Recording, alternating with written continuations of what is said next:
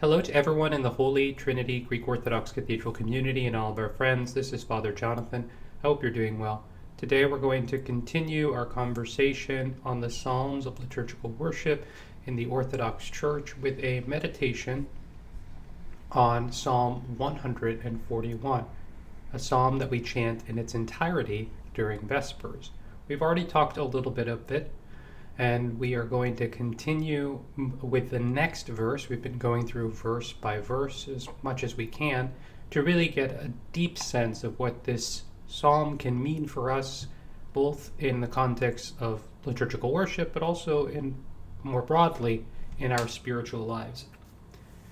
We were now working on verse 7, Psalm 141, verse 7, which reads, I have cried unto thee, O Lord, I said, thou art my hope, my portion art thou in the land of the living. What is it that we hope for? What is it that we really, really hope for? We may find ourselves longing for many things: material goods, wealth, power, prestige, honor, accolades, etc. We might desire comfort, ease, or leisure. Such desires are not inherently bad, nor are they good. Really, they are without moral value in and of themselves. Speaking specifically about wealth, but we can extrapolate from there, St. Maximus reminds us in his Centuries on Love, found in the collection called the Philokalia, that it is not things in themselves that are evil, but rather our attachments to them and the things that we hope to get from them that we need to be concerned about. He writes, it is not so much because of the need of gold has become an object of desire among men, as because of the power it gives most people to indulge in sensual pleasures. There are three things which produce love of material wealth: self-indulgence, self-esteem, and lack of faith. Lack of faith is the most dangerous of the three. The self-indulgent person loves wealth because it enables him to live comfortably. The person full of self-esteem loves it because through it he can gain the esteem of others.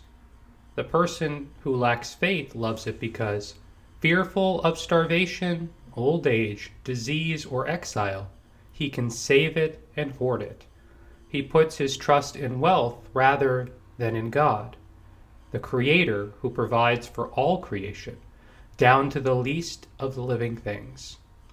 There are four kinds of human beings who hoard wealth: the three already mentioned, and the treasurer or bursar.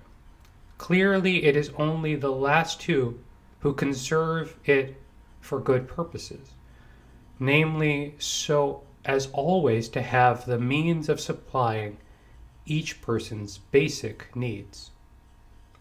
In the verse we reflect on today, Psalm 141, verse 7, we are reminded what, or rather who, we should desire, who we should hope in. The things of the world that we so often imagine we need are not where we ought to focus our attention. We ought not strive for things beyond our real needs in this life. Instead, we should, like the psalmist declares to God, thou art my hope, my portion art thou in the land of the living, and live into that reality. St. Theodoret of Cyrus notes, the godly David often calls his portion God, and here he has done the same thing. For he says, I have no other help, only you alone. I have as my guardian, and through you I wish to attain life. This is where real life is found. This is where our real needs reside. How can we shift our perspective to live not for our fleeting hopes and imagined needs, but for our true hope and our real need, namely God? As you think about this, know that we love you, we're here for you, we're praying for you. Don't hesitate to reach out. Call us, email us, leave us a note in the comments section, send us a message on social media. Whatever it is that you need, don't hesitate to reach out. If you'd like to support this online ministry, there'll be a link below. We'd love to meet any needs that you all have. So again, don't hesitate to reach out. Once more, we love you. We're praying for you. We're here for you. God bless you and have a beautiful rest of your day.